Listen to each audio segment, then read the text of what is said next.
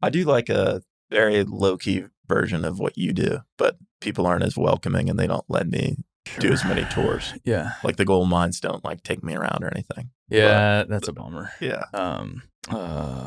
They're like, it's a security risk. I'm like, well, obviously, but do you think this is a long con? Yeah, but that's bullshit though. Yeah, it's like, is it really a security risk? Like, okay. Yeah. It's super funny. Yeah. I have my 6 accomplices waiting outside the gate in an armored car. Exactly. They're going to bust through. And people think gold mines, like, you pick up the dirt and it's glittering. Yeah, like you can't see the gold in most gold like mines. That happens. It's most of it's not visible gold, and so you have to get a lot of gold. You have to get a lot of that fancy dirt, like and then put acid on it. Way better things to do if I wanted to run like a quick game here. Yeah. Than invade your gold mine. I went to a gold mine 2019 in Saudi Arabia, and apparently it was a super, super rich deposit.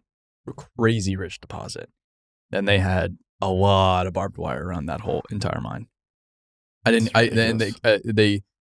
you couldn't get close to processing. So processing was through another security checkpoint with more barbed wire. So the whole thing barbed wire, and we drove. So we the whole time, the first trip that I went to Saudi Arabia, I was kind of just along for the ride. They didn't really tell me what I was going to see. And so I'm a few days in at this point. I have a handler, and I basically just go wherever the handler goes. So if he gets in the car and I just go with him, and he doesn't tell me how far we're going, I just find out when we're there because he can't really speak English all that well. Yeah. And so we go visit these job sites around Jeddah, which is their like kind of big city on the coast. And then we go and drive probably 6 hours into the middle of nowhere that afternoon.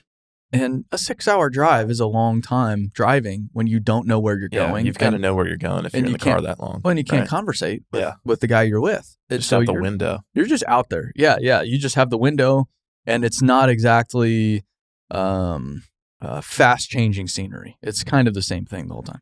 So we get to this small town. And we stay in this small town, and we stay at like a hotel in quotes, but they didn't there was no shower, there was no toilet paper, like it was pretty bare bones, pretty bare bones operation. We wake up the next morning and we drive an hour or two into the desert, like the desert. There's nothing out there, and then he gets on the phone. He has this frantic conversation, and then we turn around and we drive all the way back to the town we just were in. and then still have no idea. Very vague idea of what's going on. And then he finds this police officer and talks to this police officer. I probably getting directions. Frantic conversation again. Then we turn around and drive back to exactly where we were before, and then turn off into the desert and go even further into the desert. So this is a road that they told me after the fact that they don't let you drive at night because it's so desolate. If you break down out there, no one's coming for you. So it's not legal to drive at night. That's how remote this is. And you're going through sand dunes and there's camels, out in the distance, exactly how you'd envision it. Not well marked. No. And then all of a sudden there's this operation, this, enormous barbed wire fence with razor wire. And we go in, and he turns to me, just asks for my passport, and I hand him, I'm not thinking, I hand him my passport, and then the security people there just take my passport, and we drive into the mine. I'm sitting there like, what did I just do? I just gave these people my passport. I don't know if I'm going to see that again. Like, I shouldn't be separated from my passport when I'm in Saudi Arabia. That's the one thing I need. And you don't really have a way to raise this as an issue at this point. No, I can't. Yeah, I'm just sitting there in a little bit of panic, like, oh no, what did I just do? And we go to the workshop, and we get to the workshop, and there's this. We go to the office, and there's this angry British guy, so he can speak English, which is fantastic. And I hear the English. I'm like, oh, thank God, I can actually communicate with somebody, and we might be able to do something here. And we walk in his office, and he's like, who the hell are you guys? And I look at the guy I'm with. I'm like, no, come on. Like, come on. You guys told them we were coming, right? You've got this handled, right? And he thought we were coming the next week. And so he says, I'm sorry. I have a lot to do today. I can't deal with this right now. And we go out into the workshop. And I'm just sitting there. I'm like, oh, I flew for 24 hours just to get to this country. And then we had to travel all this way just to get to this damn point to see these damn machines at this gold mine. So then I go back into the guy's office because I'm that far in. Like I just got told no. Yeah. I'm gonna have to get told no at least twice. Yeah, I can't. But I finally talked the guy into bringing us around for a little bit, and then he gets us out into the mine, and I start just getting to know him, and I think because he works with guys that don't speak English very well, somebody that could conversate with him was probably a welcome. Yeah. Respite. Like a little bit of a break from his day to day. Yeah. And he really warmed up, and we got to see the whole mine. It was absolutely fantastic. But that was, I don't even know why I went down that tangent, but gold mines. But it's gold mine, middle of nowhere, extremely rich deposit. Mining with 6015s, 6018, 777s. So not huge equipment, but pretty good size equipment.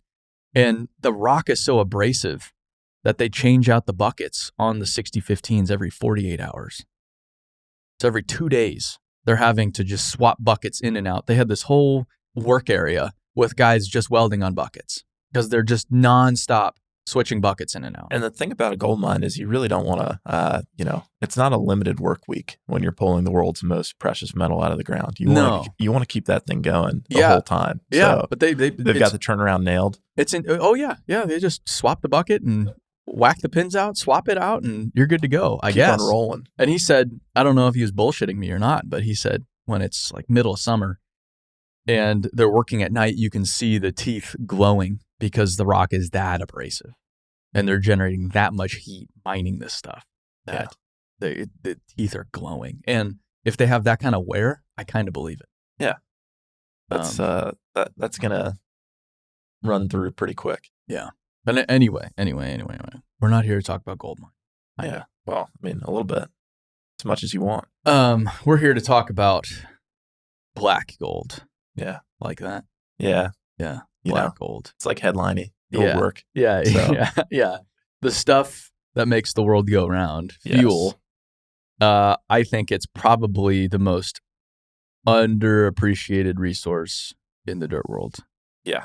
Everything else gets all the glitz and glamour and attention. Mm-hmm. And people, I feel like fuel's an afterthought. Yeah.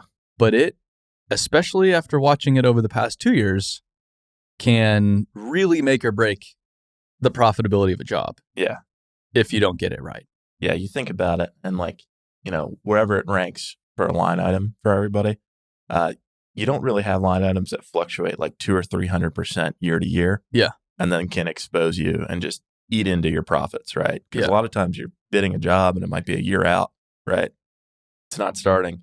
You're trying to figure out what a fuel cost is and you're exposed. And then can you roll it? So there's not much where something can go from crude oil being between like $27 a barrel and $120 in the last 5 years. It's just an insane range when you think about all the inputs. It's wild. So yeah, it can, and nobody knows where it's headed either. Well, but I think if you look at everything, it's not going to $27 a barrel anytime soon. I mean, who knows? Yeah. Who knows? Because I feel like people probably said that in 2019. Come on. Exactly. Oil's never going to go down again. And then the whole... Yeah, my two stories about this, because there are a lot of companies who would like to tell you that they know where it's going. One, if I knew where any commodity was going, I would be on a beach trading it, right? I wouldn't be working a job, right? Yeah. But my two favorite stories are the ones where think about right before, the first case of coronavirus, comes out. You probably have mostly people that are just usually bullish on crude, right? Yeah. And then the other thing was in early 2022, everybody's asleep in bed. Most of the market's saying, it's probably going up, right? Bullish again. Yeah. Or bearish a little bit. People were saying it's going down. Then Putin wakes up and he decides he wants to take Ukraine. Right? Sure. Nobody has that info, and Yeah. it goes up. Like, I think it was like 200%. Well, it was crazy because people were completely wrong on oil, completely wrong in 2 different ways in just a span of 2 years. But nobody has perfect information, right? Yes. And so it's like, when you're thinking about like running a business, this is like something that can be, in Nashville alone, like a gallon of diesel in the past 5 years has been under $1, and it's been, I've seen like invoices where it's been $5.65. Right. Yeah. Like, you're running a business and you're trying to not have your success be based off of fluctuations in your commodity inputs. Right. Sure. So it's really a lot of fun to deal with every day. I've always found it fascinating. I have this love for I love industry. I just love industry. Railroads, ports, refineries, chemical plants, mines, infrastructure projects. I love steel mills, landfills. I love seeing how the world works because everybody depends upon it every single day of the week, and yet no one understands it. Everybody's so disconnected. They think when they go drive their car every day, they go to the gas station, like that's where gasoline comes from. Yeah. But then you go to West Texas or somewhere where it really starts and you're just like, whoa. This is crazy. West Texas is nuts. West Texas is like a different world. But we have like, we have that exact privilege of like all the stuff that trickles down to the individual citizen. Like you guys have talked about this before. Nobody has any idea what's going into the whole process to make it easy for you to wake up, drive your car on a well-paved road, go into an office building. Nobody considers like the inputs before that, right? I have like a pretty similar fascination. Since I've been in fuel for 7-8 years, I will get questions whenever it pops up on like CNN or CNBC or about like gas prices or, hey, this Colonial Pipeline hack, what's the deal with that? But it's something that's definitely taken for granted 99% of the time, right? So. And I think people treat it people act like it's very simple too, but it's very complex. Very complex. Everybody's like, well, why don't we just drill for more oil? It's like, it's not really how it works. Well, it's like, that's a great, yes, like I think we should do that, but you still are hindered by your refining capacity. You can't just bring new refineries online tomorrow. Like, doesn't work that way. No. And the refineries we do have are pretty tapped out right now. Yeah. And not only are they tapped out, but they're like getting converted to make other products, right? I'm a Philly guy. And, in 2019, there was a refinery up there that like exploded, and that refining capacity never came back online, right? I think the last refinery was built in like the 1970s.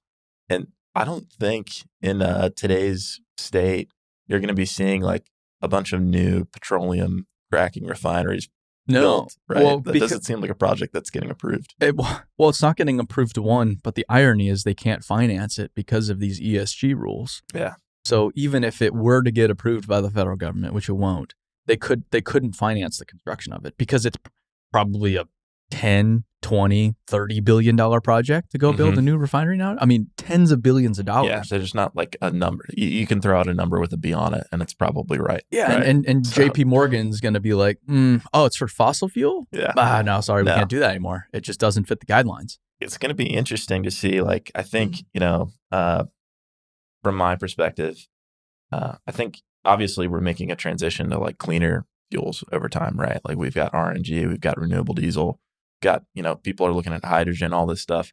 But what always makes me interested is like that gap between where the new came and where the old faded out. And like one of the things I think about is, how like we've had like a truck driver shortage for like years. Yeah. You think about the idea of getting someone who's like beginning their career into a truck, right? When all the articles were about like, it's going to get automated. It's going to, this job's going away. Right. And now we're starting to see, and it's tapered off a little bit, there's like a gap, right? Because the new wasn't quite all the way to where we thought it was, right?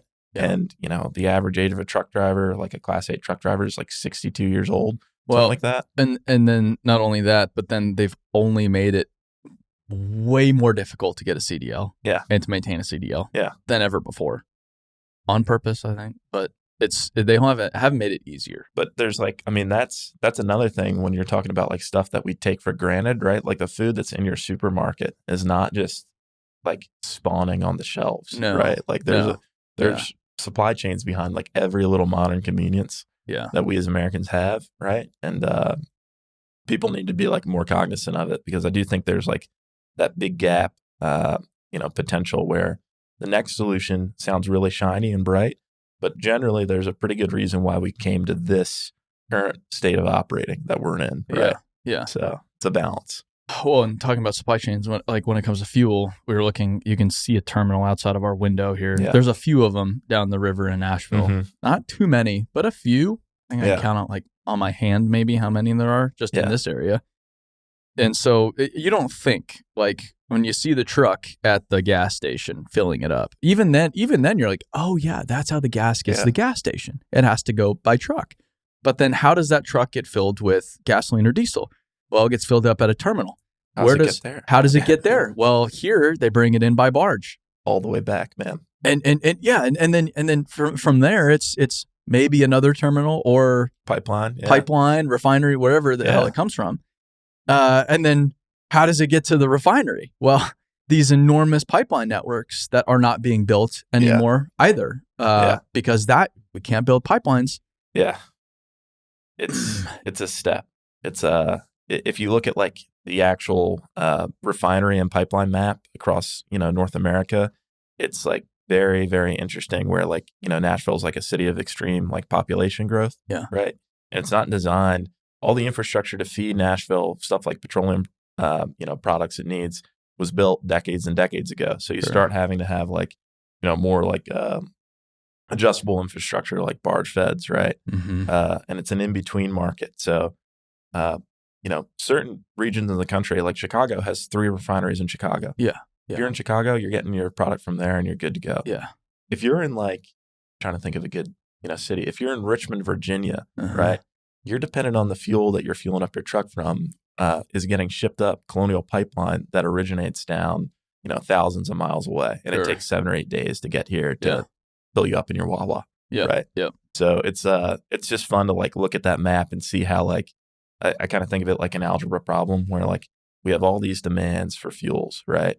And then we got to go all the way back up the chain, like you're talking about, all the way to like where we're sourcing the crude from, right? But the United States, when it comes to fuel, is in a very unique position because we do have, in theory, the ability to produce all of the fuel we need for decades and decades and decades and decades. If we had the investment we need in the infrastructure. Yeah. But we can make it all here and distribute it all within the United States without involving anybody else in the world. Yeah. Which is something very few other countries can actually do. No, it's like when you look at like the underrated, things about the way that we're set up as a country, that's probably going to be one of them. American energy independence is like a pretty important facet. Yeah. Even so much so, like, just with all the innovation and, the industry over the last, 15, 20 years, a lot of times we're exporting now. So when, we had that, or I guess it's still going on, when we had Ukraine, Putin war, a lot of fuel in the Northeast was leaving the country on barges out of New York Harbor to go back over to Europe, right? Yes. When traditionally that product flow goes this way, right? Yeah. So it's like ripples in a pond where something changes and now all the, the steady ways we're used to, this product being sourced completely changes, right? And just for this new event. Yeah. So it's pretty fascinating that, we're pretty good to go, right? We've had oil field booms and busts over the years, but there's plenty there to, keep us going, which hopefully long-term is like a pretty good asset for the country, right? Yeah. So, well, and we're one of the only countries in the world that has, it's all private. So it's not the government owning all of, in most other countries, the government owns the oil. Yeah. Back to Saudi Arabia, like look at the contracts they're handing out for soccer players right now that are just like they're ripping players out of England because state-backed oil money wants that to be, the place that a World Cup's eventually hosted. Yeah. And that's all getting financed through, black gold, like through you said. Saudi Aramco. Yeah. Whereas like if I live in Saudi Arabia, I can't start Wildcatter LLC, Wildcatter Wit LLC and become an oil services company or drill for oil. Doesn't quite work that way. And get an oil lease. It doesn't work. Yeah. Whereas in the United States, I think that's why we've had to get so crafty and clever with how we extract oil and gas, is because we do have an incentive to innovate because there is that private market. And the private market is not perfect. Like, no, there's there's plenty of problems everywhere. Plenty of problems. Yeah. But I would rather take privatized over state-owned any day of the week. Yeah, I mean, you just, you get into it and you just have like dozens of people trying to solve a problem. And then sometimes what happens is like one company, innovation sometimes happens because somebody got lucky, right? Yes. And then it works out and it spreads and it becomes a benefit. Fracking. Yeah, it's a benefit for all society though, because there's probably like, I imagine, there's probably dozens of people who are trying to figure out how to get more production out of wells, right? And then somebody figures it out. Maybe they're probably brilliant, but also when you're right a lot of times and you're amongst a group of, a ton of firms trying to figure it out, you're also kind of lucky. Yeah. And then everybody benefits from that. When you only have like one operating arm who's like looking at anything, you kind of diminish your chances to innovate over time, right? And there's obviously huge issues, but it's a giant advantage for us. Well, there's not really that incentive to innovate. And the thing with oil prices too is like you want them to be higher. Yeah, if you're state owned. Yeah, it's this delicate balance of producing what you need to prevent civil unrest and to satisfy your global obligations. What a different game. But you don't want to produce too much because it's like, I don't like this $27 a barrel oil. We're not. We're this is killing us. Well, that's when everyone in the States just shut down for refinery turnaround, right? So one of the key things to pay attention to in the whole industry is like what's called the crack spread, which is basically the refiner's margin. Refiner typically starts doing well if they're making $15 a barrel, right? And at points in the past year, it's been $50, $55 per barrel, right? So it's just like you are just running that full bore, right? You're trying not to go into a refinery turnaround unless you absolutely have to, right? You'll obviously do scheduled maintenance, but a totally different environment than 3 years ago when it's $27 a barrel. That's when everybody like who had long-term projects was like, yeah, we're going to shut down now, right? Yeah, because this is a good time to be out of the game. Well, and that's the nice thing about our oil too, and especially shale, is you don't have to frack wells. You can just pause and just like park the rigs up and let's just wait. Yeah. Whereas like the oil sands or different, like it's just such a fascinating commodity because like the oil sands, for example, they just had to continue producing. Yeah. Because they've invested so much into these operations, they can't shut down. Yeah. And so even operating at a loss, they just have to operate at a loss until we're going until it goes back. And now they're full bore. I mean, it worked out for them just fine.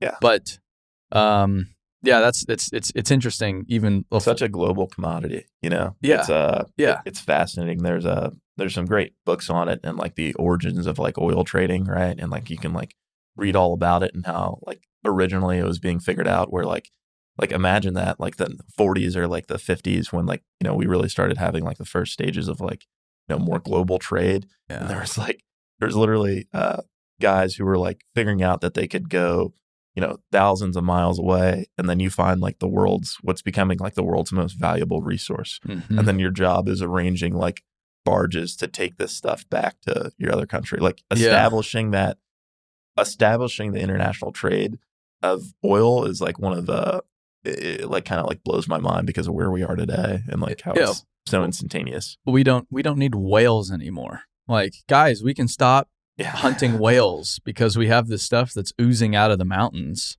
Yeah. Imagine that. It's going to work out. It's going to be flammable. Okay. Yeah. This is crazy. But some of the whales just like whaling. As we all know, it's the Animal Planet. Yeah. Whaling is still a thing. I know. But it's going to the refineries too. In a lot of ways, they dictate how the game is played. Mm-hmm. Because I can't just go start BuildWitt Refining LLC tomorrow and build a new refinery. Yeah, good luck. So I'm You're beholden. You're going to need a few series to get a refinery going. It's crazy. I'm beholden to the refineries. Yeah. And that's what back in the day John D. Rockefeller figured out. Yeah. Was, hey, okay, oil is cool. Yeah, but let me find the choke points, and that is transportation, pipelines, railroads, and refineries. Yeah. If I have the refinery, I control everybody. It doesn't matter who's producing at that point. It's a crazy, because it's so funny to me because it's like everybody's exposed to it, right? Like there's obviously like the commercial side of it, but there's like the consumer side of it. Yeah. Where like when there's blips in the supply chain, everybody's in trouble, right? The pipelines are even like more interesting. Like one pipeline, the Colonial Pipeline basically feeds half the country. Like think about like all the families from like Birmingham, Alabama to like basically Baltimore, Maryland, right? Like that swath.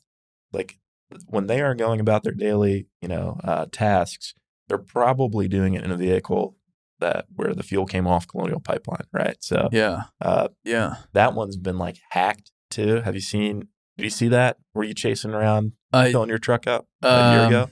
I did see that. So that pipeline now, because all these things are starting to obviously get older. I'm not qualified to speak on like what pipeline maintenance looks like, but like Colonial Pipeline, since the time I've worked, in the industry, has leaked, has exploded, and has been hacked and held hostage, right? Yeah. And I was on like a scavenger hunt in Atlanta looking to fill up my truck, right? And it's just like, it's super interesting to me because that's like a really big piece of infrastructure that a lot of people, depend on, where like batches and batches of fuel being shipped up that every day. Well, it's kind of frightening too, just how fragile our society is, because you just have to go after this single pipeline to disrupt everybody's life on the entire Eastern Seaboard. Yeah, that's terrifying. That's crazy. And something as simple as I can't fill my when that happened, a lot of they're like in a place like Nashville, there was more than enough fuel. Yeah, but you had everybody panicking and going up and filling up their cars, which then runs these gas stations dry, disrupts. Filling up Yeti coolers. Yeah, it's plastic bags, grocery bags with Have fuel. Have you seen those? It's nuts. It's like, hey man, I don't think this is it. So. But then people see, oh my goodness, this gas station that I go to they're out. So now I need to go, and now I need to go find. Pick up the cell phone. Information travels faster than ever. Yes. Right. Yeah. So, and they're putting it on social media, and you have this panic created when in reality there wasn't. Sure, there was a disruption, but all of these. Yeah, we definitely can make things worse. Way right? worse. So way worse. Yeah, during that one, like a big thing for us is like emergency response, and like people are pretty against pipelines in general. But like, if you want to be like, even though everyone is a customer of the pipeline. Yes. If you want to be pro pipeline, just have it be offline for a week. And then like, we're bringing in trucks from like Minnesota and New York. Like people don't understand, like in terms of like the cost effectiveness and the stability that pipeline provides, like if you took that pipeline out of like the American supply chain, like life just looks incredibly different. Right. Well, and, so railroads have had a lot of PR lately, not positive for their derailments. Yeah. This is the frustrating thing about when they shut down pipelines. That doesn't shut down oil production. No. That does nothing to oil production. And it just means it goes over the road. It all goes over the road or by rail. Yeah. It will get there. And you're just making it more expensive to get there and a lot less safer to get there. And less environmentally conscious, because it's a lot more energy intensive to move something as heavy as oil, gasoline, refined products over the road or over the rail. Yeah, the way these pipelines work is they're like hundreds of thousands of gallons that are moving up a few miles per hour constantly up the pipeline, right? So it's like, in terms of like the efficiency of like transportation and the way we can get a precious resource out to everybody, you really can't beat it, right?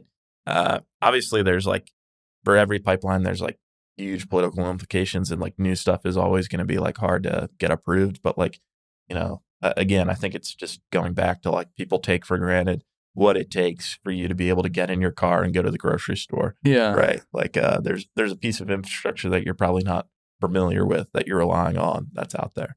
So the pipeline thing's interesting too, because there have been certain pipelines that have taken all the arrows that just become the enemy of the they're state for some reason.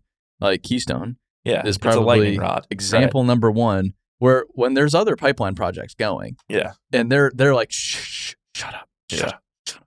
We're not building a pipeline. They're like, those Keystone guys, screw those Keystone guys. They're I know people working on the Keystone project now. They had completed, as you know, significant portions of the Keystone pipeline. And then now they're spending more money to dig it all up and remediate all of the land that they've disturbed from the pipeline. Yeah. And now they have all of this pipeline that they produced and bought that they don't know what to do with. Yeah, for sale.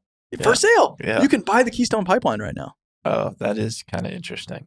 I wonder if they like little stadium souvenir seats or something like that. Yeah. The Keystone pipeline. It's just a gigantic, it comes in pretty big. Imagine that as office decor. It would be something else. But it filled the parking lot. I think it like ties me back to something that I think about all the time. Like the answer isn't like a default, right? Like every situation requires a different answer, right? And like one of the things that I've been thinking about is like, as California goes more and more with, renewable diesel and electric vehicles, the solution for every vehicle in the supply chain isn't necessarily just like cut and dry. It's always going to be this, right? Light duty vehicles, always electric, right? Medium duty, always this. Heavy duty, always this, right? Because like you actually have to look at beyond more than just the immediate implications, right? So like, a lot of times I think about some of the, people have been on the record about like the process that goes into getting like, a heavy duty electric vehicle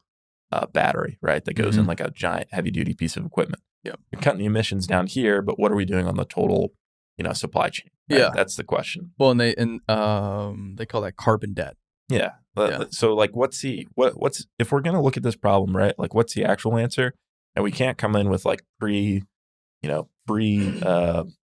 we're always going to do this no matter what, right? Pipelines are always bad, right? It's like, well, I don't know if that, when you're that black and white, I'm not sure if we're really, judging how different the world is and how different this problem can be depending on where you're at. So yeah, I think that's what's so frustrating to me is that you can't have a measured conversation about it. You either are black smoke, fossil fuel, diesel till I die, or I have a Tesla. And I have a Tesla because I love butterflies and the environment, and I'm saving the world, and you guys are killing the world. Yeah, measured conversations are pretty rare these days, right? Where it's like yes and, or like there's a it doesn't happen much. But it's beyond just the crazy conversations now, though. It's starting to get scary because we're starting to mess with national security. And global stability. And like, I just see this tidal wave approaching us of this increase in fuel consumption, this increase in copper demand, this increase in rare earth and lithium and cobalt and nickel. And yet we have no ability to actually serve that need. And so I'm just sitting here looking at the math, and I am no math wizard. Yeah. And sitting here, and I've penciled it on my napkin. I'm like, wait a minute, 2 + 2 does not equal 7. Yeah. And you guys are telling me it equals 7. You're like, no, don't even question it. Yeah. It is 7, you idiot. Yeah. And you want to, you hate the planet? Oh, you want everybody to die? And it's like, if you just ask the question, it's like, nope, we can't do that. It's not something that's convenient enough to have a simple answer, right? And I think a lot of times, what I've noticed, and this is just in general, is people really like a simple, clean answer. Yeah. Right? Just yes, no, good guy, bad guy. It's so nice. It's so easy for our brains to get wrapped around that, right? And the world isn't convenient enough to work the way that our brains want, where we can just very simply categorize things into 2 buckets, right? Yes. So, it's a mess. Well, it makes us feel better about ourselves. We understand what's going on. We're in control. It's like, no way. No way. It's way too complicated for anybody to get their hands around it. Too complicated. So, okay. I could talk about, I love this topic. Yeah. I love energy and geopolitics about energy. Yeah. It's just so fascinating. But to tie it back to the industry that we serve, the dirt world. Yeah. That's the business you work within. Is, I guess, what do you do day to day? Yeah. So we are helping dirt world companies run like a fuel program, right? So it's a top 10 commodity for them, right? A lot of times it can be something that, you get building a business, you get to be a significant business, and then all of a sudden you're looking at your fuel bill and you have no idea how your costs are derived, how to optimize your program. Mm-hmm. Is what I'm doing making any sense? How can I even see it, right? Back to the point about like this stuff fluctuates 300% in either direction in a year, right? So if I tell you you're paying $2 per gallon for a job, is that good or bad? And the answer is, well, it depends, right? Like what is the actual market rate? How do I validate what I'm getting invoiced, right? Mm-hmm. How can I make sure my guys are using my assets in a good way? What kind of data can I scrape from my fuel data to run this business better? So end up traveling North America doing that, which is a lot of fun because I get to go to a lot of crazy places, a lot of huge, companies and, like everything from like interchange projects to mines to ag sites, and just, helping them learn more about this. It's kind of like a really mysterious, when you get into the downstream, it's one of the costs that's like hard to understand, right? It's like, how exactly does all this happen, right? Yeah. How does this number make sense? Yeah. So that's what I end up doing all the time. Yeah, it's something, it's on every job site in America, and yet you never really hear it talked about. You hear equipment costs talked about all day long, but fuel is just something that is just out there. Yeah. Everybody knows about it. But I think people a lot of times if they're getting like good service for it, I think that there's more than just like getting good service, right? So like sometimes we'll talk to people and they're very, they're happy because the truck's showing up and their equipment's getting mobile fueled or their tank's getting filled up. And honestly, that's the extent of their curiosity about the question. But there's actually like more to it that can be, derived from that. But a lot of times, like if you're getting good service, even though it's like a pretty significant cost, a lot of times as soon as the service is good, folks can be like, hey, I'm pretty good because I get good service. And a lot of times what we find is like sometimes you're getting a like really, really good service and you are also that, jobber's best customer, right? Like they love giving you good service. So you're getting good service, you're happy, but you're not ever questioning the prices you're paying. You're just you can't assuming see anything. That's what it is. Yeah, you can't see anything and you're, like one example that's always funny to me is like sometimes you'll go to a job site that's using like 6,000 gallons a week or something like that. Yeah. Like a huge shop. And like, then I'll look and I'll be like, why do you guys have a 1,500 gallon tank here? Mm-hmm.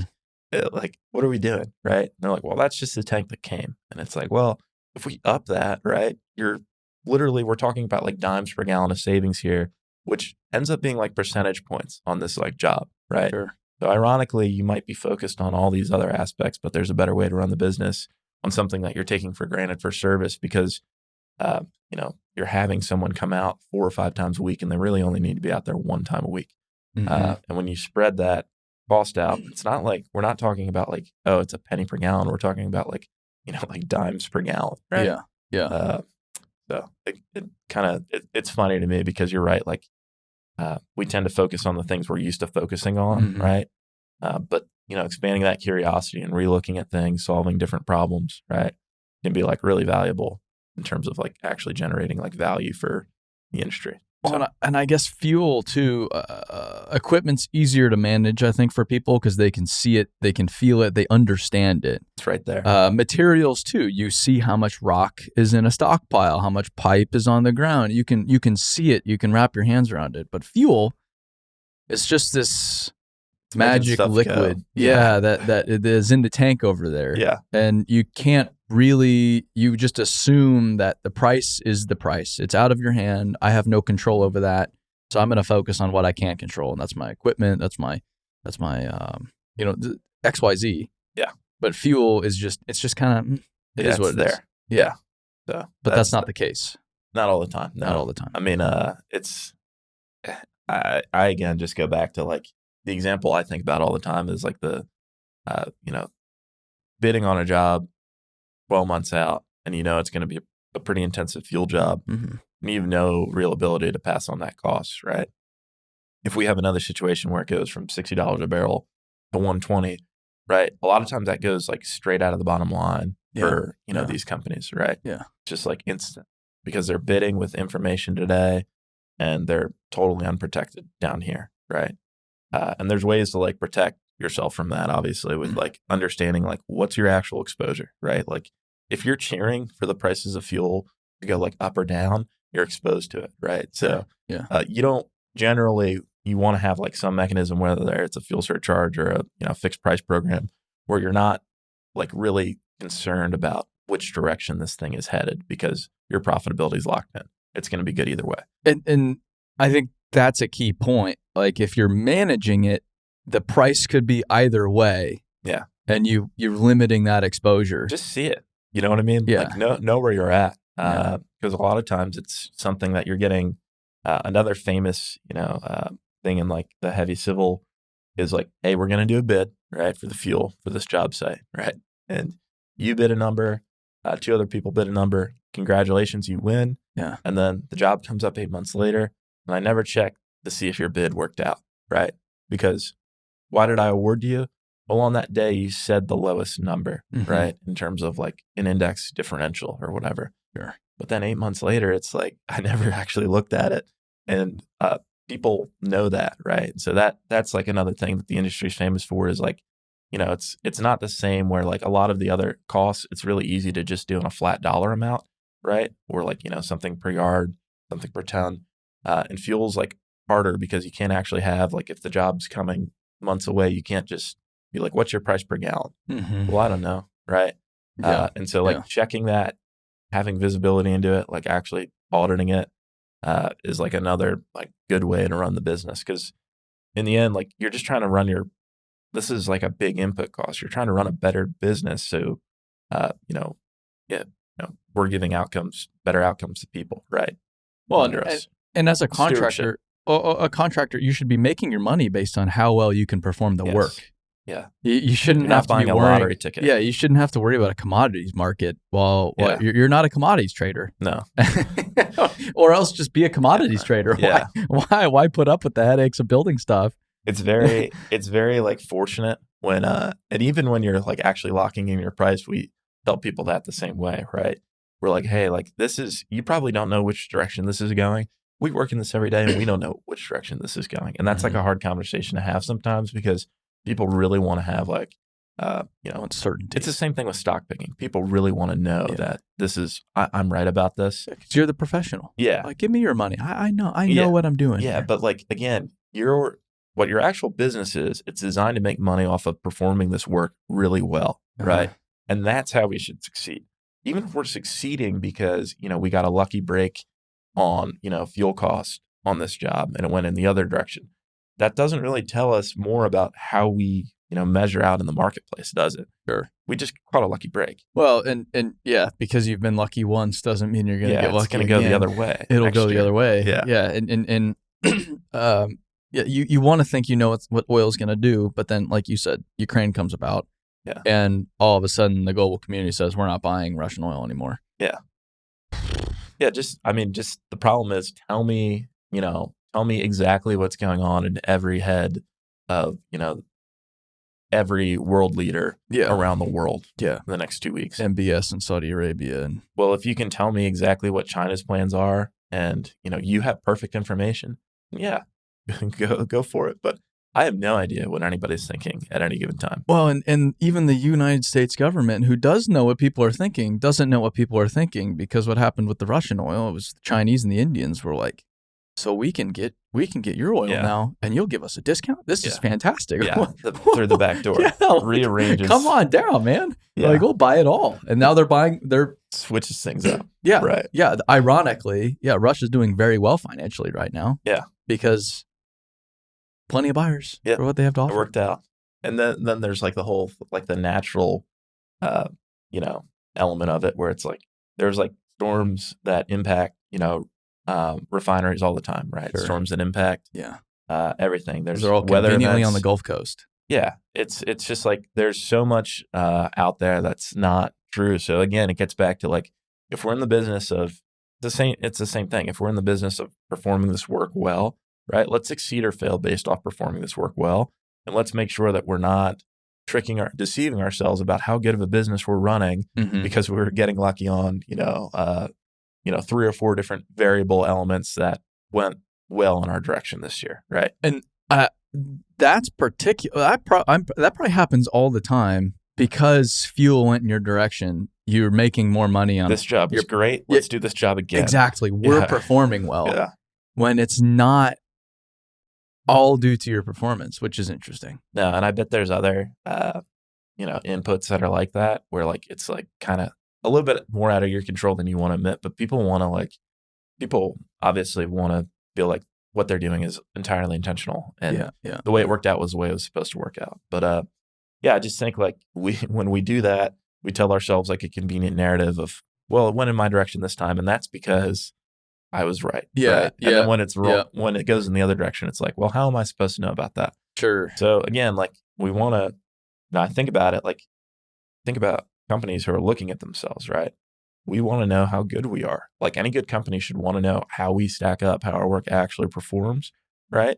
And so we've got to try to eliminate a lot of this, like a lot of these elements on the sides that are kind of obfuscating how good we actually are, right? If we want to get better. So how do you do that? And it's probably different for different size companies, because I know on the big scale, like crazy, paving companies will have a terminal themselves. So they bring in... They're buying asphalt. They buy asphalt by the train, by the train car. It's crazy. And fill up these enormous tanks and draw down over time. When they know, and they even time it in sometimes at like they buy a certain time of year, because historically... Yeah, that I was talking to someone in the asphalt industry last week and like becoming familiar with that. And that is just so interesting that it's like, we're just going to buy it and store it. And like that works out for them. Obviously there's the investment on being able to store the asphalt. Well, it's a monster investment. Yeah. But they like the fact that they know. They hedge against it, because if I buy it at a certain time of year, I know I know this was the price for my liquid asphalt. And so I will just price that into how I sell it from here on out, which makes perfect sense. Or I know really big jobs that need a ton of fuel, like these battery plants or whatever they are, that just monster quantities, tens of thousands of gallons. Just trucks nonstop. They'll buy larger contracts. And so they'll basically lock in a certain rate for a certain period of time, regardless of where the market goes. They'll try to use like the parent commodity, which is like the NYMEX contract for diesel or something like that, right? Yep. Which works decently, but like the one danger of that is sometimes your hedge can go in the opposite direction of your actual fuel cost, depending on where you are in the country. So before you do a NYMEX hedge, you always want to make sure that it's like correlating with what you're actually exposed to, because the fuel price... NYMEX values or the parent commodity can go down, and your price in California can be going up. I got you. And then you're backwards, right? Yeah. There's ways to like go all the way down to the physical deliveries into the tank, or like at the company level. There's a ton of different ways to design it. There's also like a way to address it by having more flexibility in your ability to adjust for it, right? And especially after extreme volatility, people who are awarding jobs are, this happened, I think, a lot, like the ag side, where like, for example, like there was a giant cement shortage, right? And so like there's more flexibility in giant ready mix jobs than there used to be, because it was like, well, this, like I have to change what I bid this pour at. Well, and there's escalation clauses now. Yeah, so in a lot of contracts, clauses address it, all sorts of different methods to address it. But like really, again, I think it goes back to what you're saying about like it being that magical thing in the tank, right? You're, a mid-sized contractor or a large contractor, and you're looking at, a bunch of different jobs. Just like understand what your actual inputs are, right? Like, are you actually, get it assessed, right? Call somebody, look at like, does what I'm doing here make actual sense, right? Should I be having a third party come and fuel all my equipment on this job site at night, or should I have a fuel truck and should I be doing it myself, right? Sure. There's like a ton of different ways to get after the program, right? But I think it's worthy enough as a line item where like it can really, dig in one way or the other. That again, I think just good stewardship is managing it, seeing it, validating it, right? It's just like anything else. Well, So, it's interesting too, because small, medium, large contractor, it's a large portion of total spend. Yeah.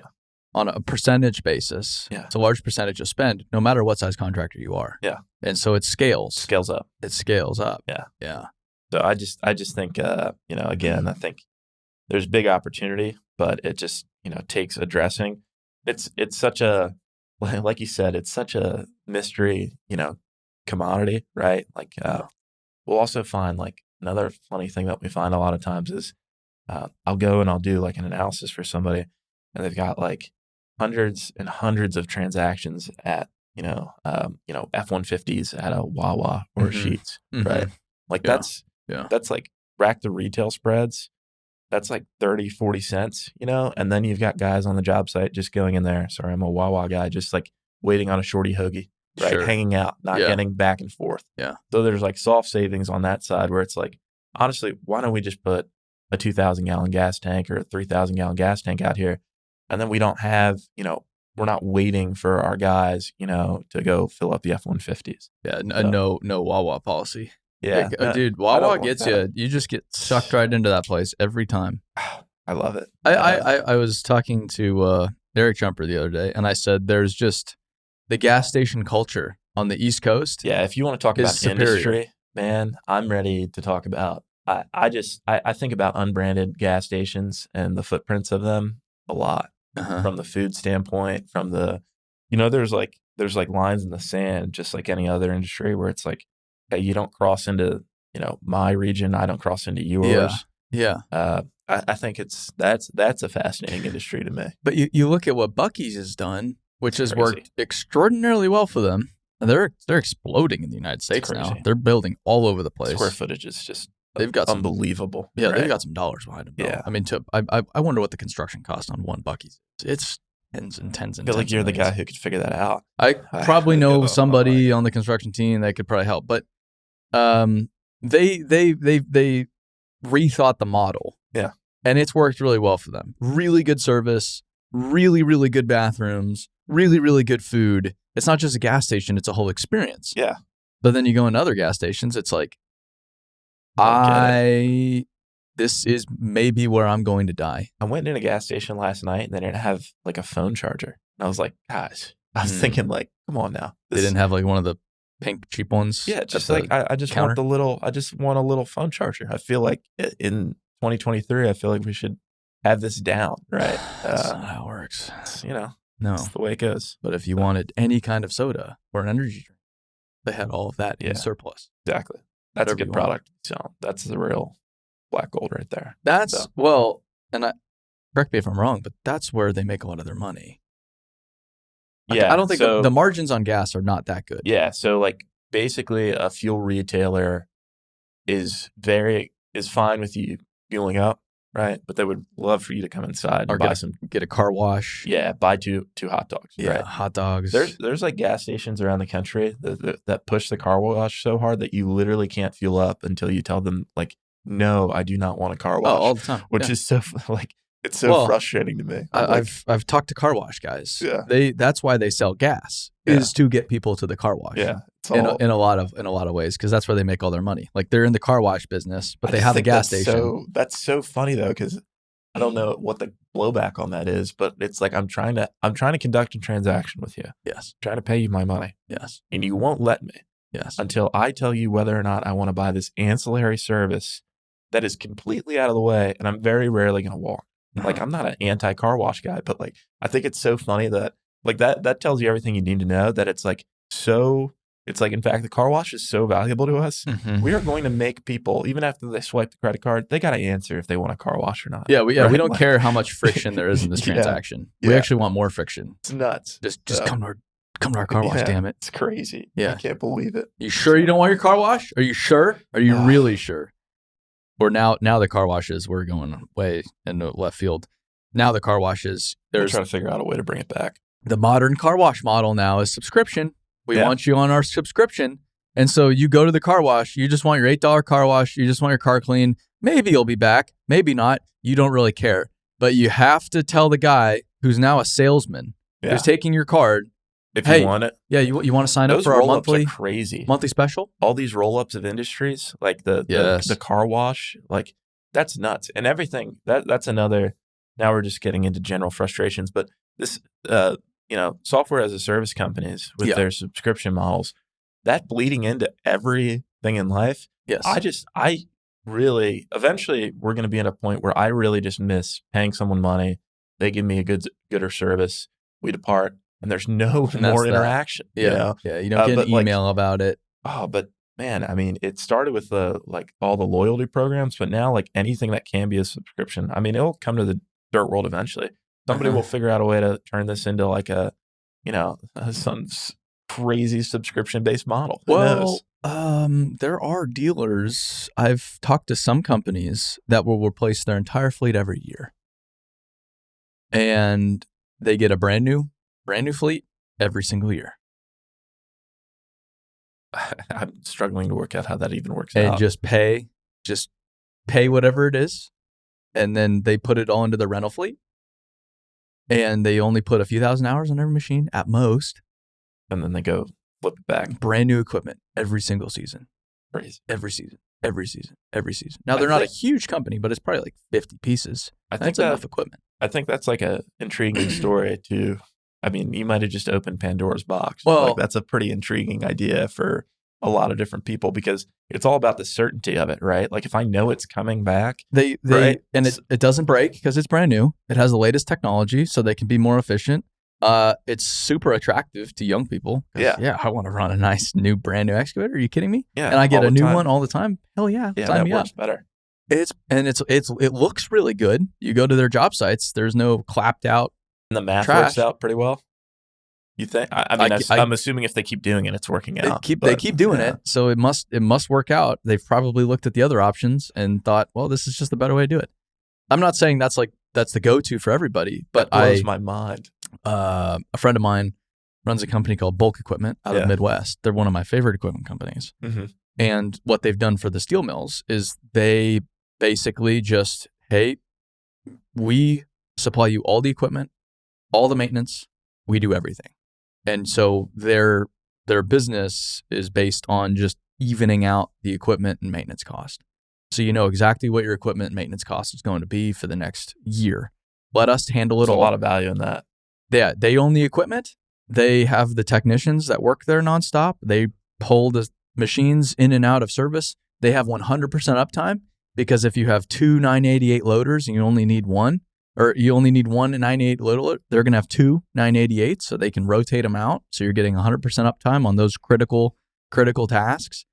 And they've started to work with railroads and quarries too, because it's like, hey, Mr. Cement Plant, you're not in the equipment business. Yeah. You're not even in the mining business. You're in the cement production business, and the lime is just focus on the input. Let me do everything else. That's what you're good at. That's where you make all your money. Yeah. Let us handle your equipment. Yeah. Because why have it varying? You don't need it to vary. Again, back to if you're in this line of business, be good at this line of business. Yeah. And just focus on this. And we are good at this line of business.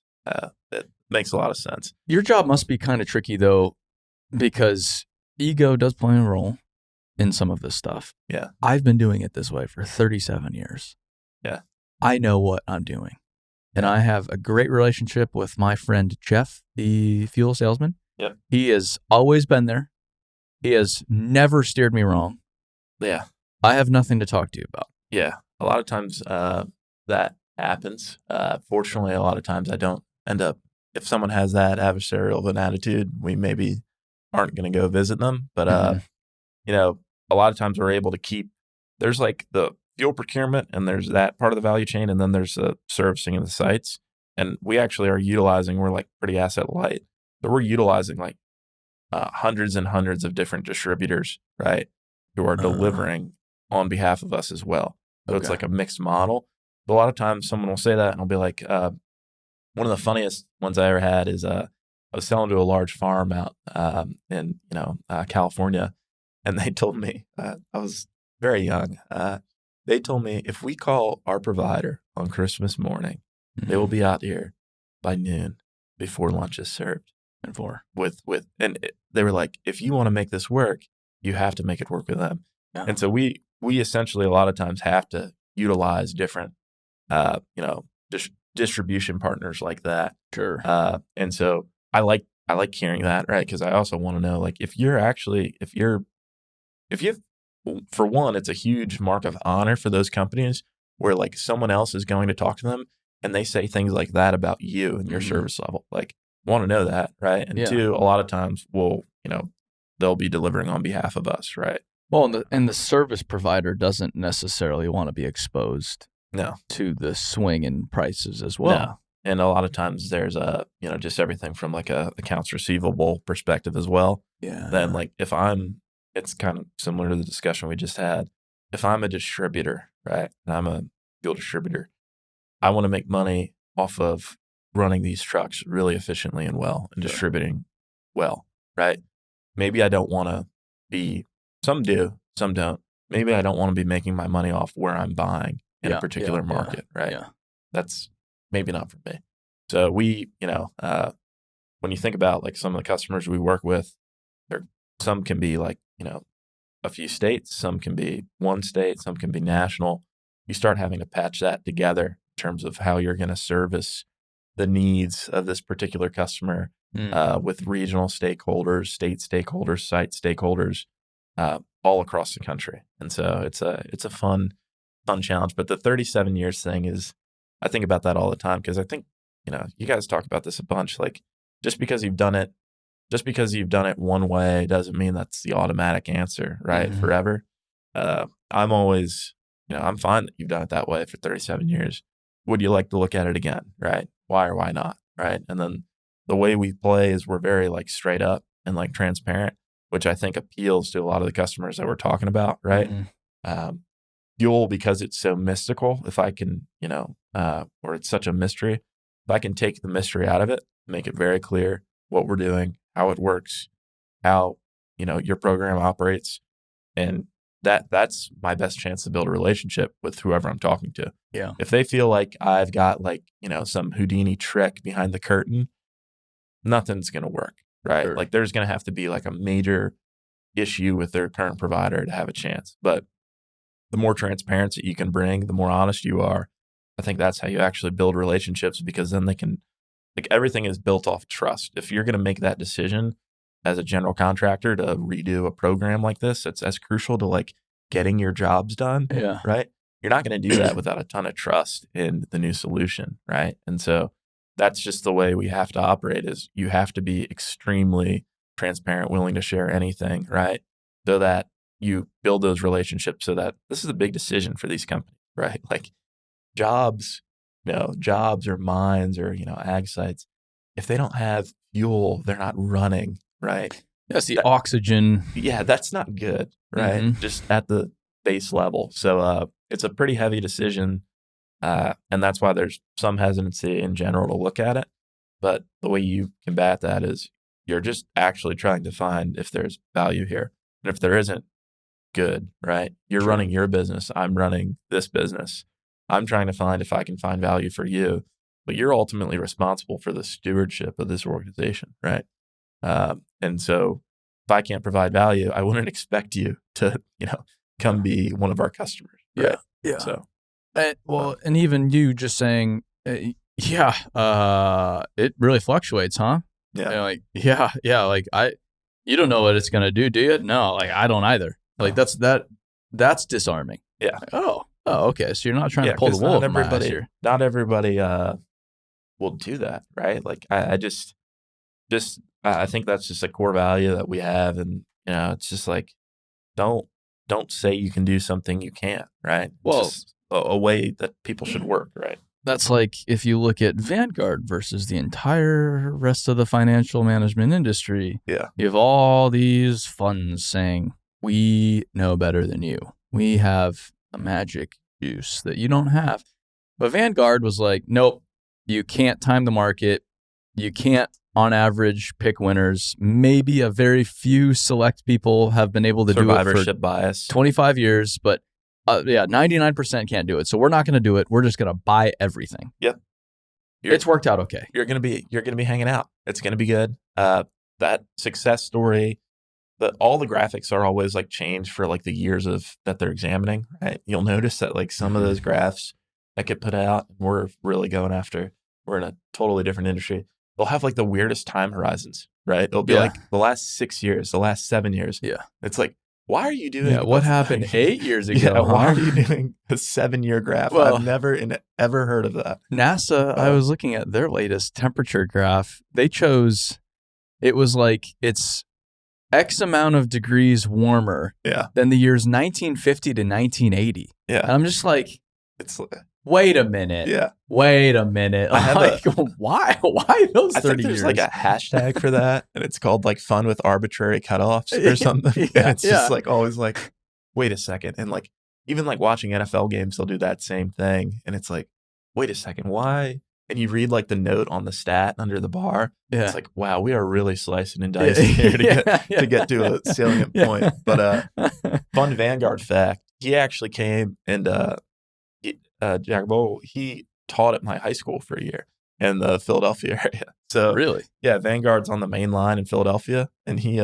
went, and this was like obviously decades ago. So I didn't like learn under his tutelage or anything, but like he came and for a year he taught like personal finance stuff at the high school on like a volunteer basis. That's wild. I think that's his story. I might be butchering that a bit, but that's fun. When I found Vanguard, I was like, what? Wait a minute. I'm personally attached to this. Yeah. So I'm going to pee real quick. Cool. And then we'll be back in a second to talk about the future.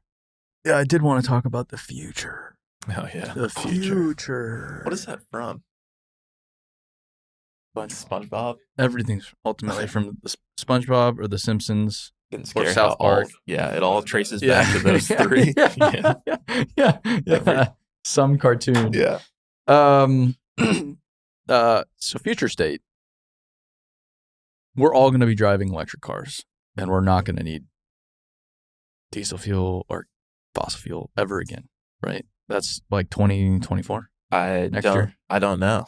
That's the nice part about it. I think if you look at it from light, medium, heavy duty, right? I think electric has a huge role to play. Obviously, going to keep ramping up. Yeah. I think on the medium and the heavy duty, just reading some of the stuff about what it takes to make kind of have to redo your entire operating model if you switch medium and heavy duty pieces of equipment up to a different fueling source, which for some at some point might make a lot of sense. Some people are already doing it with things like RNG, right, and other fuel sources.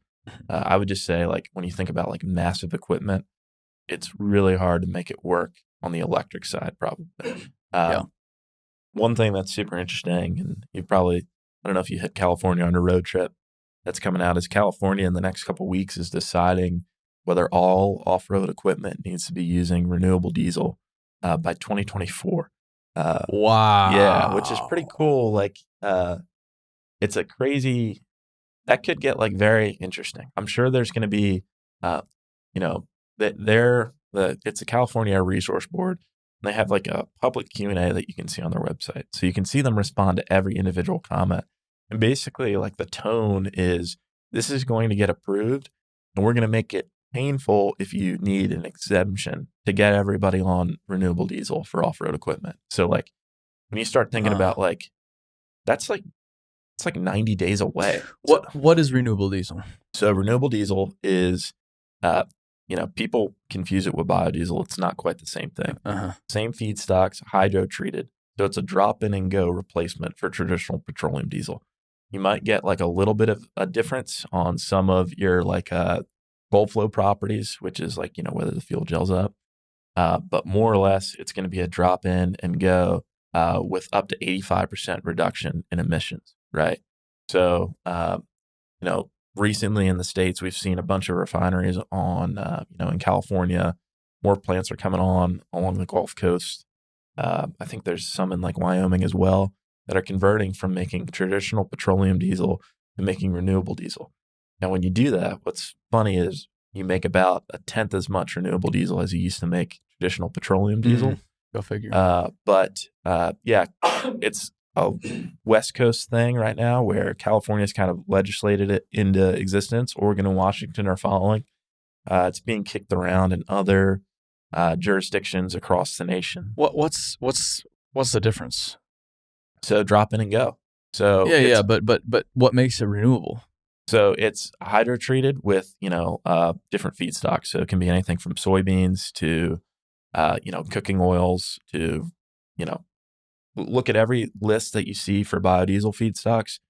Probably can work for renewable diesel. There's the feedstock question is getting solved continuously. People are making different batches of this, but the key is it meets the spec for ASTM diesel, right? Which is the spec for diesel fuel. So it's made in part from plants. Yeah, it's literally it's kind of hard to even get into it. It's renewable diesel. So overall, 85% emissions on the back end, up to 85%. So when we're talking about solving that problem, 85% is pretty good when we're thinking about wiping out the amount of emissions. Now, it's being subsidized now. California has heavily subsidized it to make it cost competitive. But it's going to be with, we're talking about ESG goals, and we're talking about state politics, national politics, right?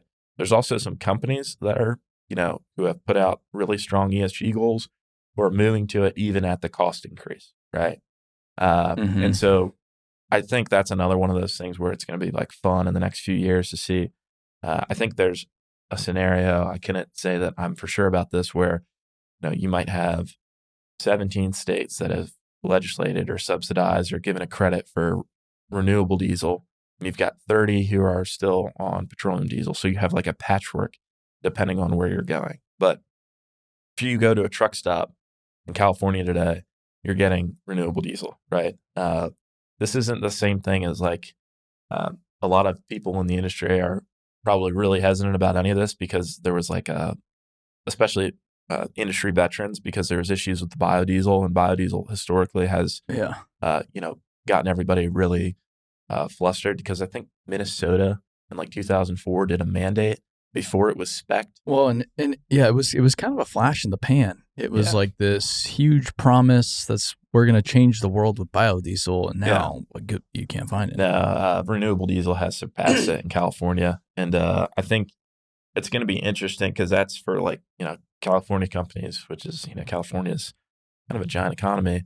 That's January 1, where that's talking about being on top of things, where you could technically you either have this arduous paperwork process, or you're converting from traditional petroleum diesel to renewable diesel. So that's going to be interesting, and I think the push for it is just going to continue out there. We're just going to have to cover every spare acre in the United States with soybeans to make it happen. Yeah, there's an article that's called "Food versus Fuel," which is interesting. I think it was Wall Street Journal.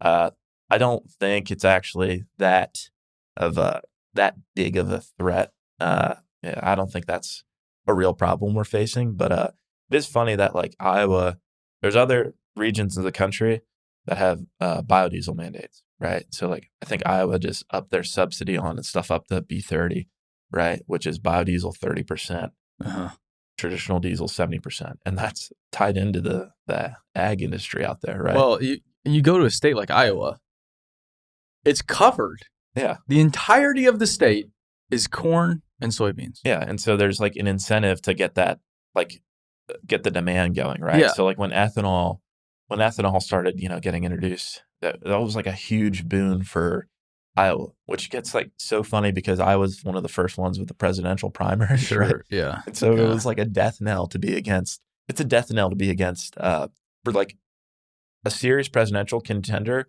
You really got to get off to a good start in Iowa. And so you've got to be pro ethanol. You've got to be pro biodiesel. I just drove the United States though. It is staggering how much of the United States is covered in corn and soybeans, and none of it's for food. No. Well, some of it indirectly, a lot of it goes to feed. Yeah, which eventually is ending up. somewhere. Yeah, which ends up somewhere, but most of it now is for fuel. Yeah. Most of, like, almost everything I saw, corn, soybeans, for fuel.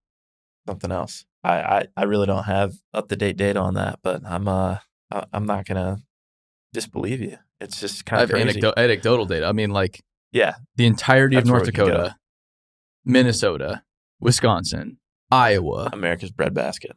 Right Illinois, Indiana. It's all Yeah. it's all fields. I was of in corn. Indiana recently. It was corn and giant windmills. Windmills. So They're growing those about, now like, too. Yeah. Talk about how like the traditional view of the energy industry might be like an offshore, crude well, right? Mhm. And now the new view is a field of corn, a giant windmill underneath, right? Yeah. We're getting two different sources of power from this acre of farmland out here in northern Indiana. Yeah. So it's I think it's going to be really interesting. But that's like something. The fact that like you can have a state pulling on things, you can have ESG and private companies pulling on things, and then there's even like legislation from certain cities, right? Like New York, even like Dallas has put out stuff about like you have to get your emissions down, for these operations. Airports are another one. So I think over time, it's just something for like the application of the dirt world is like if you're a West Coast contractor, you're probably vaguely familiar about it, but you might not know that this is getting ruled on August 17th. Well, and they're coming. They're right? very familiar about emissions in tier 4 final. Yeah, they know that's been drilled into everybody's head. It's not going away, like the tracking and getting this gone. So even if I think this rule is going to come through, right, which is just like again 90 days away, like that is to me that's unbelievable to tell someone you need to either do A or B. But it's not going away. And so it's just like about being prepared and aware, having your head up on it. So let me tell you, Camp Pendleton won't be on renewable diesel. No. I know that much. No, they'll be on the good stuff. Yeah, from now on, and they'll have it. They'll track it out and they'll be good to go. That's the craziest thing in a lot of ways is you've the entire military not subject to emission standards because it's too unreliable. There you go. We're set. Tells you everything you need to know. Or fire dozers, they don't have emissions on because you can't have emissions on a fire dozer. What if it goes to regen when you're in a fire? Hey, we got Mr. Government. It's like we got a lot going on. What I'm seeing now too is if you are say I'm a mid-sized contractor, I don't need to worry about that. I don't have any ESG goals. I'm a privately held company. I don't work in California. I don't work in New York. Yeah. I'm in Tennessee, Ohio. Yeah. I'm in Tennessee. Life's good, but it's still being driven. If I'm a subcontractor to a big, yes, especially a publicly traded company. Yeah. Every single publicly traded company now, if I'm working for a publicly traded company, I still to even get the job now, it's going this direction. It's not quite there yet. But it's going to happen pretty quickly. It's happening really quickly. I have to be part of their standards to get the work. Yeah. I don't know how I feel. So you need to figure out a way to get into their standards. And there's going to be an opportunity for some medium-sized contractors who understand that.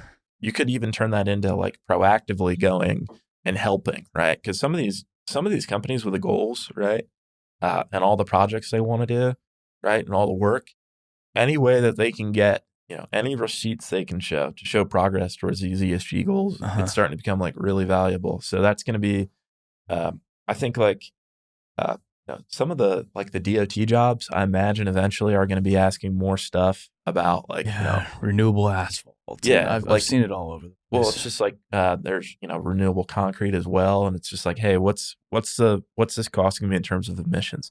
Which is so funny for an industry that's probably not very used to being. They're like, wait, what? Like, we're shifting the paradigm entirely from like the game being played this way to it's this and it's also this. And I'm all for doing things better. I think we need to build smarter. Yeah. But what scares me about some of these mandates is I was listening to somebody talk about how the United States government just approved this enormous solar project in Rwanda. I think it was like Rwanda or some African nation. And the majority of Rwanda still doesn't have consistent power. Yeah. And so we could spend the same amount of money on a more traditional power plant that would give way more people power. But we can't do that now. And so I'm like, I just went down, I think it's like SR 99 down the Central Valley.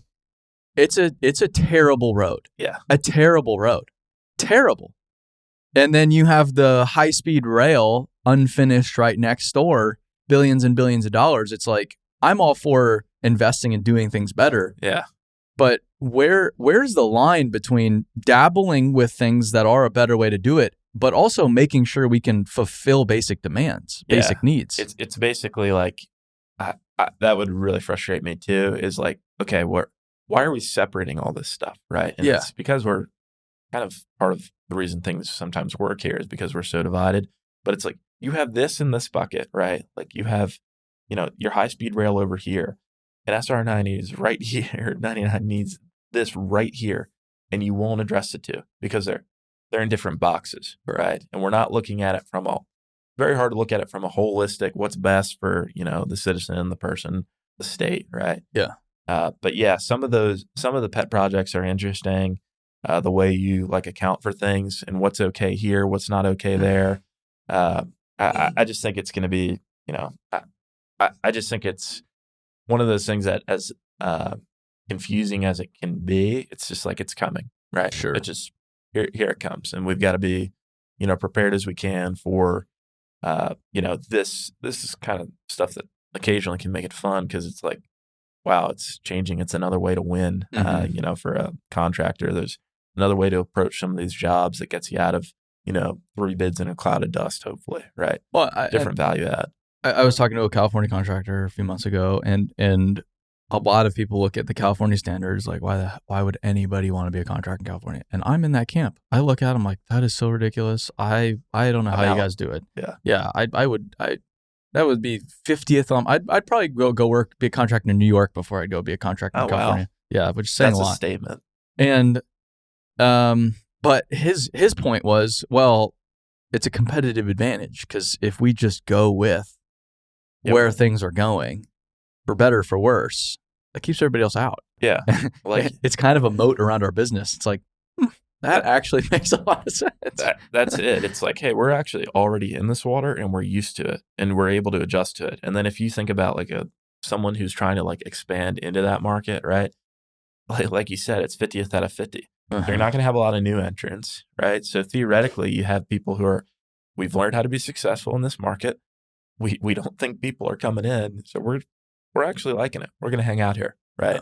Yeah. Even though from the outside looking in, it's like, man, that is just like some crazy, crazy things that you have to navigate around. Well, and it's like what's happened with materials. There's going to be a lot of consolidation because now it's not very cost effective for the smaller guys to play in the market. Yeah. And if like in California, for example, I can't run, if I start a company, I need Tier 4 equipment. Mm-hmm. So if I want to go start a big earth moving company, I need 657K scrapers, which don't exist. I can't go buy those from Caterpillar right now. They'd be like, maybe we could get them to you in 2027. But these other guys, they've already bought them all, so kick rocks. And I'm just like, and even if I could, it'll be $2.5 million for one machine. I can't afford that. I can't get a line of credit. No, it's pricing some of the smaller guys out of the marketplace. Yeah.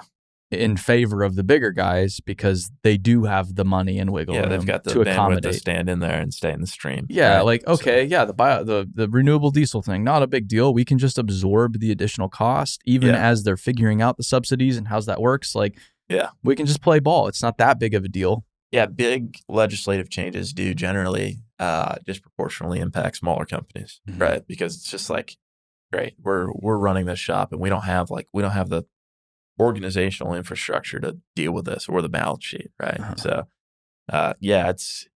it is funny how states operate so differently, right? Like totally. That's one of the fun parts about it is it's a lab for innovation. So, yeah, I can't get over that it's just like you think about all the companies using off-road diesel in California, and I know a few of them that are already on like the renewable diesel. But I'm really curious from like just like a non-professional opinion, like what that even looks like, right? Because I think the way it's designed is that it is going to be like a big adjustment. I think it's like, the California Air Resource Board is like aware that this is going to be like a big pain. And they're just at this point, they're okay with it, right? Yeah. They're just like, yeah, we want it to be a big pain. So you get converted. Right? Sure. So I just am very curious to see how it goes, how it impacts. And one other funny thing about renewable diesel is there's smaller production plants that are around the country. So you know how you can't go, create a refinery, right?